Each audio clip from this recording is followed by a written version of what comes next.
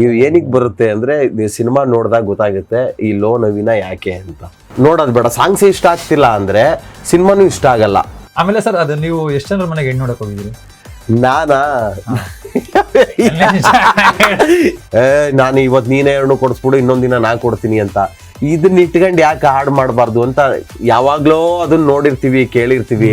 ಅದು ಒಂದು ಟೈಮ್ ಬಂದಾಗ ಅದು ಹಾಡಾಗಿ ಕಟ್ಕೊಳ್ಳುತ್ತೆ. ಹೇಳಿ ಸರ್. ಏನೆಂದು ನಾ ಹೇಳಿ ಹೇಳ್ರು ಯಾವ್ದು ಅದು ಯೂಟ್ಯೂಬ್ ತಬ್ಲದವ್ನಿಗೆ ಒಂದು ಕೊಟ್ಟು ಏನ್ ಮಾಡ್ತಿದೆ ಅಂತ. ಯಾವ ಯೂಟ್ಯೂಬ್ಗೂ ದುಡ್ಡು ಹಾಕೋದು, ಇನ್ಸ್ಟಾಗ್ರಾಮ್ಗೆ ದುಡ್ಡು ಹಾಕಿ ಏನಿಲ್ಲ, ಎಲ್ಲ ಆರ್ಗ್ಯಾನಿಕ್ಕು.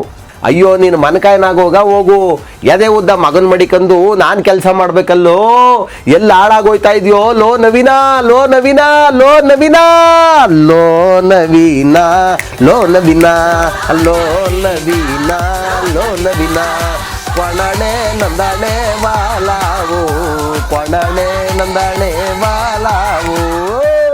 ಗ್ರಾಮೀಣ ಸೊಗಡಿನ ಕಥೆಗಳು ಬಂದು ತುಂಬ ದಿನ ಆಗಿದೆ. ಮತ್ತೆ ಗ್ರಾಮೀಣ ಸೊಗಡಿನ ಕಥೆಗಳಲ್ಲಿ ಯಾವ್ಯಾವ ಒಳ್ಳೆ ಕಥೆ ಬಂದಿದೆ, ಒಳ್ಳೆ ಸಿನಿಮಾ ಬಂದಿದೆ, ಎಲ್ಲವೂ ಕೂಡ ಜನಗಳು ಅಕ್ಸೆಪ್ಟ್ ಮಾಡ್ಕೊಂಡಿದ್ದಾರೆ.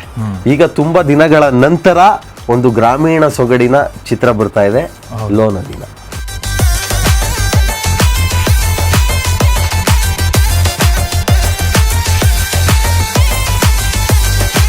ಇಡೀ ಜಗತ್ಗೆನೆ ಸಿಗುತ್ತೆ. ಹೌದಾ? ಇಡೀ ಜಗತ್ಗೆನೆ, ಇಡೀ ಜಗತ್ಗೆ ರೈತನ ಫೈನಲ್ಗೆ